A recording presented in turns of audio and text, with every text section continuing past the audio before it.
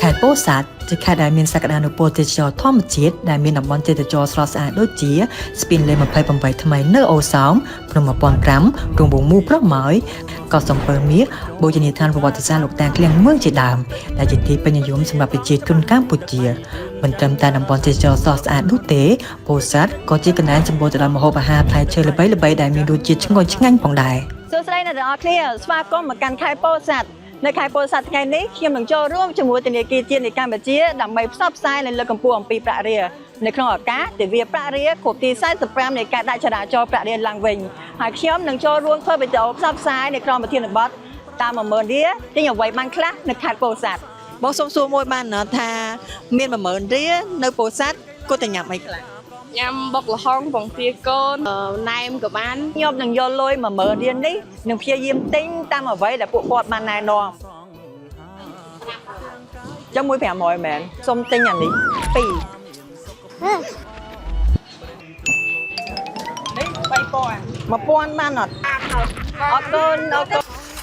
គុណទាំងបើរួមបាច់ពូកែ1000ខ្ញុំសុំដាក់ថង់500បានអត់បានអានេះលក់មិនបងបងនំនេះលក់មិនខ្ញុំសុំចាយ1000មកចាញ់1500ចឹងខ្ញុំសុំទិញ2នំនេះលក់មិនអីសុំនំពុំមួយសុំអាំងលក់មិននំសូមក1000ហ្នឹងមួយអត់លុយខ្ញុំសុំមែនសតតែ2000ទេបង2000ហ្នឹងបើចង់ទិញអីគេជួបួតតិច2000ហ្នឹងទិញត្រេនអីមក2000ហ្នឹងសល់ចុងក្រោយទិញព្រីងហ្មងហ៎បងខ្ញុំសុំចែក2000បានអត់ហើយប្រហែលចែកទៅតែអរគ្នាដឹងអត់ថាលុយ10000រៀលទិញអ្វីបានច្រើនមែនតើនៅខេត្តពោធិ៍សាត់បានតែម្ហូបឆ្ងាញ់ហើយនឹងផ្លែឈើស្រស់ៗហើយជាពិសេសតំបន់ទេសចរនៅខេត្តពោធិ៍សាត់តនេះតែម្ដងតែអ្នកទាំងអស់គ្នាមិនគួរមើលរំលងទេហើយជាចុងក្រោយខ្ញុំសូមអ្នកទាំងអស់គ្នាចូលរួមគាំទ្រលើកកម្ពស់ប្រាក់រៀលនិងប្រើប្រាស់ប្រាក់រៀលសង្ឃឹមថាយើងនឹងជួបគ្នានៅខែបន្តទៀតអរគុណជម្រាបលា